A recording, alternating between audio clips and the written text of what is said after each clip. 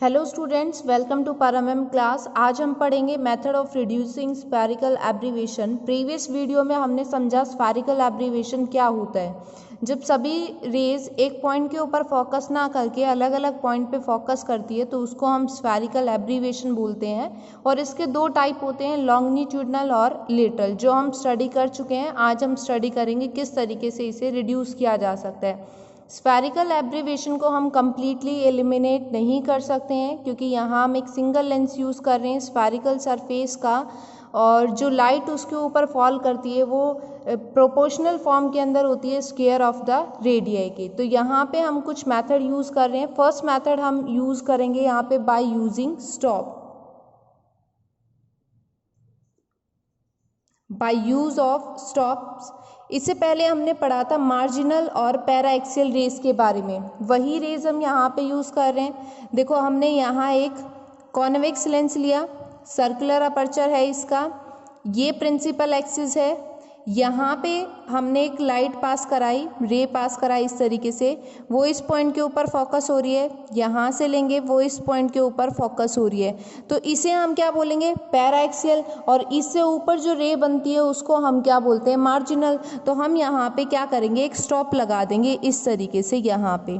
अब ऊपर वाली जो रेज हैं वो पास नहीं हो पाएंगी, ठीक है। तो यहाँ से सिर्फ कौन सी रे पास हो रही है, पैरा एक्सियल। यहाँ पे हमने एक सर्कुलर अपर्चर जो है वो यूज़ किया है ताकि ये रेज जो है वो पास ना हो सके।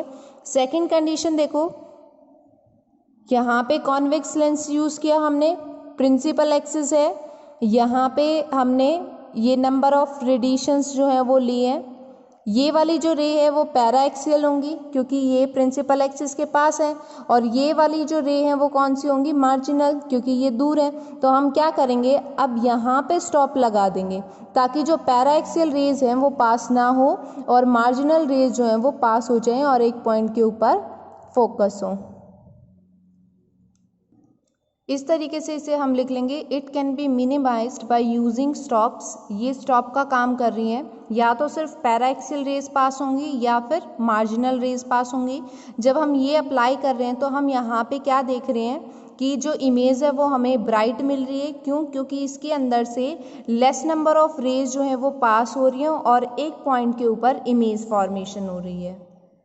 सेकेंड पॉइंट है by use of cross lens. देखो, सेकंड कंडीशन में क्या है, जो क्रॉस लेंस होते हैं वो स्पेशली इस तरीके से डिज़ाइन करते हैं ताकि जितनी भी पैरेलल रेज आ रही हैं एक्सिस के ऊपर वो एक सिंगल पॉइंट के ऊपर फोकस करें। अब इन लेंसेज की जो रेडियस ऑफ कर्वेचर होगी वो अलग अलग होगी, R1 R2 इस तरीके से हम डिनोट करेंगे। अगर रेडियाई का मिनिमम रेशियो ये इस वाली कंडीशन को सेटिस्फाई करता है तो वहाँ पे स्फेरिकल एब्रीवेशन कम से कम होगा, जिसे हम क्रॉस लेंस कंडीशन बोलते हैं। दोबारा से देखो, क्रॉस लेंस में क्या होता है, ये इस तरीके से डिज़ाइन किए जाते हैं ताकि जितनी भी नंबर ऑफ पैरेलल रेज आ रही हैं अलोंग द प्रिंसिपल एक्सिस वो सभी एक सिंगल पॉइंट के ऊपर फोकस करे और कम से कम जो है स्फेरिकल एब्रीवेशन यहाँ पे हो, ठीक है। इसको हम बोलते हैं क्रॉस लेंस। और जो रेडियाई का रेशियो देखते हैं उसके लिए हम ये फार्मूला यूज़ करते हैं। ये फार्मूला आपको डायरेक्ट यूज़ करना है।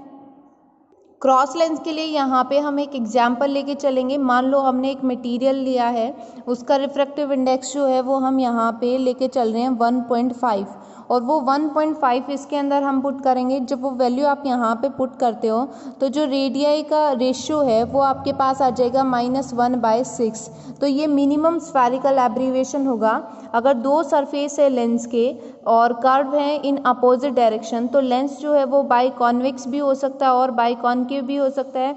तो जो रेडियस ऑफ कर्वेचर है फर्स्ट सरफेस का जिस पे लाइट बीम इंसिडेंट हो रही है वो किसके इक्वल होगी, 1/6 ऑफ द सेकेंड सरफेस। तो इस तरीके से हम स्फेरिकल एब्रीवेशन को रिमूव कर सकते हैं। नेक्स्ट पॉइंट है by combining suitable convex and concave lenses.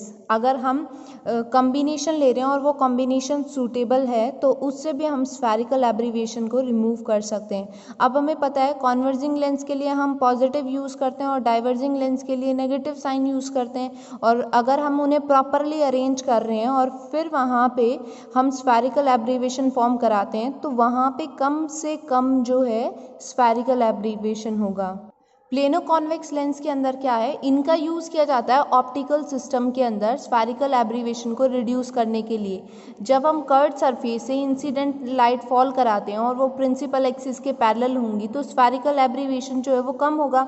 यहाँ पे देखो हमने एक प्लेन सरफेस लिया है, लाइट फॉल करा रहे हैं तो जो एब्रीवेशन है हमें इतना मिल रहा है, लेकिन जब हम कर्व सरफेस से फॉल करा रहे हैं तो हमें जो एब्रीवेशन है वो क्या मिल रहा है, कम मिल रहा है। तो इस तरीके से हम इसको मिनिमाइज कर सकते हैं। एक्सपेरिमेंटली क्या फाउंड किया कि जो स्फेरिकल एब्रीवेशन होता है वो 8% कम होगा प्लेनो कॉन्वेक्स लेंस सरफेस के सेम फोकल लेंथ और सेम अपर्चर के ऊपर। तो हम यहाँ पे प्लेनो कॉन्वेक्स लेंस यूज़ करेंगे इंस्टेड ऑफ क्रॉस लेंस, क्योंकि 8% स्फेरिकल एब्रीवेशन जो है वो इंक्रीज होता है और उसको हम नेग्लिजिबल कर सकते हैं। नेक्स्ट है by using two plano convex lens separated by a finite distance, या इसी को हम इस तरीके से बोल सकते हैं two plano convex lens held coaxially some distance apart. इसके अंदर क्या है, अगर हम दो प्लेनो कॉन्वेक्स लेंस ले रहे हैं और दोनों सेम मटेरियल के हैं और उन्हें कंबाइन करते हैं तो स्फेरिकल एब्रीवेशन को हम कम कर सकते हैं। क्यों? क्योंकि दोनों लेंस जो हैं वो सेम डेविएशन प्रोड्यूस करेंगे ओरिजिनल रे से और प्रिंसिपल एक्सिस के पैरेलल होंगे और उनका जो डेविएशन स्प्रेडिंग होगा वो 4 की बजाय 2 होगा, ठीक है। और जो हर एक सरफेस है लेंस का वो 1/4 टोटल डेविएशन प्रोड्यूस करेगा, जिसकी वजह से हमें कम से कम स्फेरिकल एब्रीवेशन मिलेगा। अब इसको देखो समझते हैं। यहाँ पे हम प्लेनो कॉन्वेक्स लेंस ले रहे हैं, दो लेंस हमने यहाँ पे लिए, फर्स्ट लेंस एंड यहाँ पे हम यूज़ कर रहे हैं सेकेंड लेंस और ये प्रिंसिपल एक्सिस है। अब इन दोनों के बीच का जो डिस्टेंस है वो हमने यहाँ पे कंसीडर किया, डिस्टेंस क्या है, x। यहाँ से हम एक इंसिडेंट रे ले रहे हैं और इस प्लेनो कॉन्वेक्स लेंस के ऊपर हमने फॉल कराई तो हमें कुछ इस तरीके की फॉर्मेशन मिलेगी।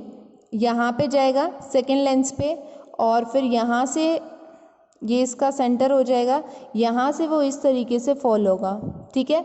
लेकिन अगर हम देखें यहाँ पे इसका डेविएशन, तो इसका डेविएशन जो है वो हमें ये मिलेगा डेल, और इसका जो डेविएशन होगा वो भी क्या रहेगा यहाँ पे डेल। इसको हमने नाम दे दिया है F1, इसको हम नाम दे रहे हैं G, इसको हमने नाम दे दिया B पॉइंट, ये आ गया C पॉइंट और इसको हमने नाम दे दिया A पॉइंट। इस तरीके से रे हमारी ट्रेवल कर रही है। अब देखो यहाँ से यहाँ तक का जो कंप्लीट डिस्टेंस है वो हमने क्या लिया है F1, तो ये वाला जो डिस्टेंस होगा वो क्या कहलाएगा, F1 माइनस एक्स। इस पूरे में से ये वाला सब्ट्रैक्ट कर देंगे तो रिमेनिंग पोर्शन आ जाएगा हमारे पास, ठीक है। F1 फोकल लेंथ होगी फर्स्ट लेंथ की और सेकंड की यहाँ पे हम क्या ले लेंगे F2। इस तरीके से इसे हम लिख लेंगे। देखो यहाँ पे ये जो दिया हुआ है ट्रायंगल हमें, इसके अंदर एंगल F1 BG किसके इक्वल है, डेल के इक्वल, ये डेविएशन को रिप्रेजेंट कर रहा है। अगर हम यहाँ पे देखते हैं एंगल BF1G, ये वाला एंगल, तो ये एंगल जो है वो इस एंगल के इक्वल होगा। यहाँ पे हम रीज़न दे देंगे क्यों, क्योंकि ये दोनों जो है वो क्या है, अल्टरनेट एंगल।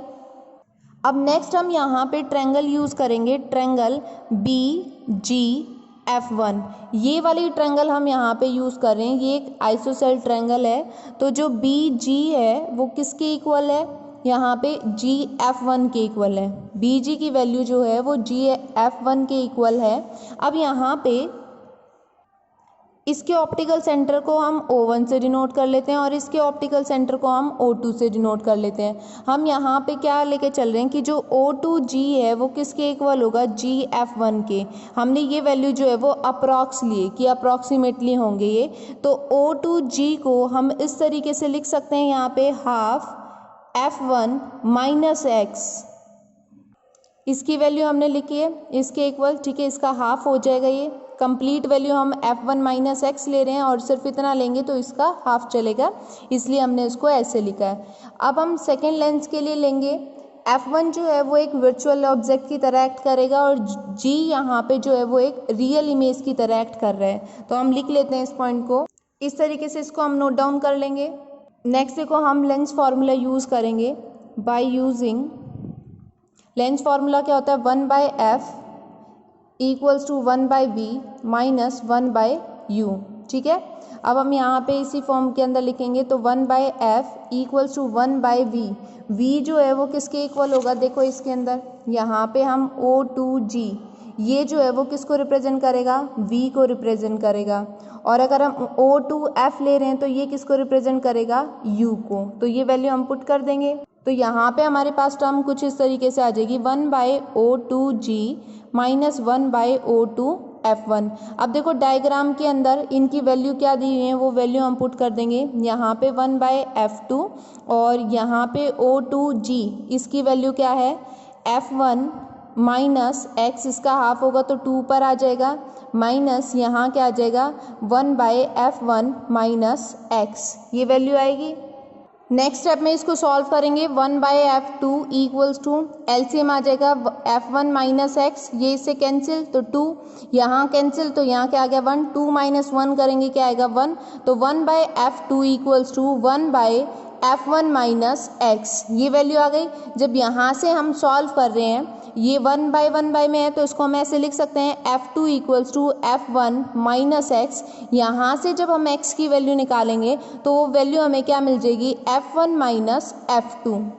तो ये हमारे पास मिनिमम स्फेरिकल एब्रीवेशन की कंडीशन आ जाएगी by separation of two plano convex lens. तो वो किसके इक्वल होगा, difference of their focal length. देखो अब यही पॉइंट कैसे आ सकता है, यहाँ पे इसको हमने x मान लिया, F1 माइनस x मान लिया, f मान के चल रहे हैं। इस x को, डिस्टेंस को कुछ भी मान के दे सकते हैं आपको, a मान लेंगे, b मान लेंगे, d मान लेंगे, ठीक है।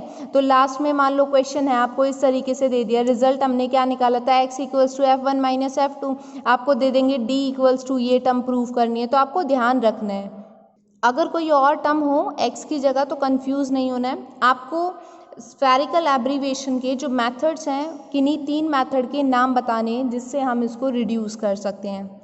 आई होप आपको ये लेक्चर समझ आया होगा। कोई भी अगर आपका डाउट है तो आप कमेंट बॉक्स में लिख सकते हैं। Thank you for watching my video.